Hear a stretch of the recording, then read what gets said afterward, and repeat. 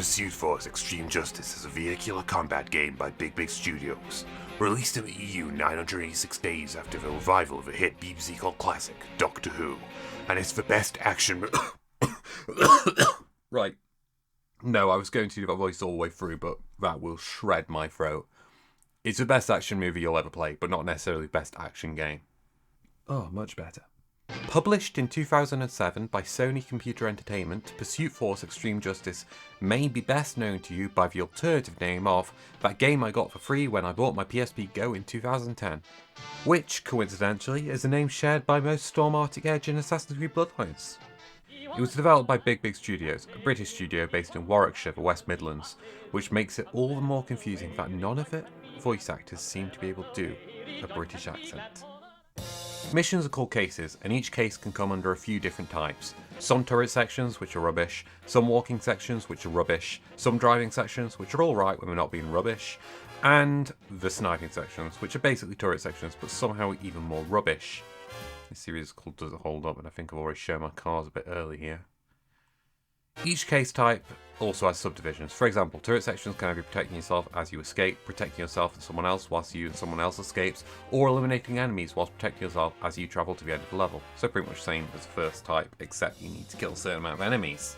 For comparison, the driving sections can have you protecting yourself as you escape, protecting yourself and someone else whilst you and someone else escapes, or eliminating enemies whilst protecting yourself as you travel to the end of the level. You may have noticed the repetition there. See, that's a clever way of telling you that the missions overall feel quite repetitive. See what I did there? That's smart, that is. That's very smart. The driving sections have you jumping from vehicle to vehicle once your vehicle's health gets too low, and range from sections where you drive on the road, drive on water with boats, drive on water? Yeah, you drive boats, right? That's the correct term, yeah? You know, you only captain a boat if you're the captain, right? So it's usually you don't pilot them, do you? Ah, you know what I mean. Well, sometimes you drive on both of hovercrafts, like John Pertwee in that one episode of Doctor Who where he almost destroyed all of the BBC filming equipment. All three sections are pretty much the same, except with varying degrees of floatiness. Speaking of floatiness, the walking sections are horrible. You feel like you're moonwalking all over the place, except it's an advanced forward moonwalk technique, so it looks like you're actually trying to walk. Oh, boss fights! I forgot about those. No, I didn't. It's in the script. Hell, even the boss fights, I forgot about those is in the script. Yeah, they're nice switch up things. They're nothing to write home about, but they do break up the tedium of the other sections. I describe this game as the best action movie you'll ever play, not because it has a good story, it's really cliche, no, it's because of those set pieces. Each one is like a set piece you'd see in a Bond or Mission Impossible movie. Climbing on the side of a train is there, stopping a rocket launch is there, protecting the president is there. If you can think of a scene that would be in a Hollywood action movie, it's probably there. Is it style over substance? Yeah, but it makes my little monkey brain release the happy chemicals. Speaking of monkey brain, let's make a sudden and unexpected change of topic. The music is so forgettable that I can't even remember my thoughts on it, despite playing it before writing this. There's a reason I've been playing completely different music throughout this review. I mean, except for this part, I've put main menu theme in this part. Much like the music, the sound design isn't something I could really talk at length about. The sound design works. That's it really, it just works. Does it blow you away like Alien Isolation? No. Does it leave you feeling like something is missing, like in Saints Row 3rd? No. It's just sort of there, and you know what? That's fine for what the game is. And whilst we talk about sound, let's just say a quick thing about the voice actors.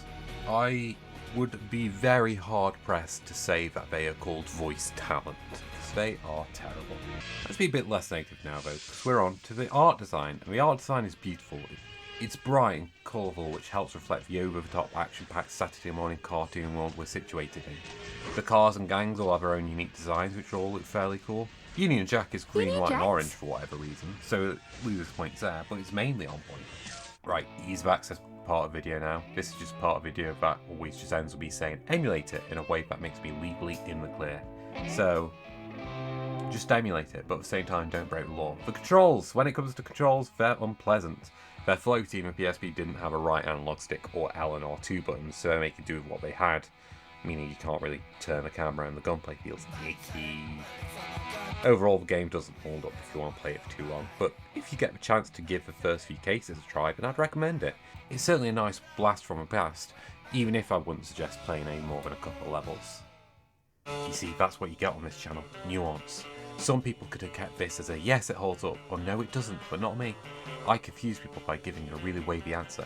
That's what nuance is, really, just controlled confusion. Subscribe!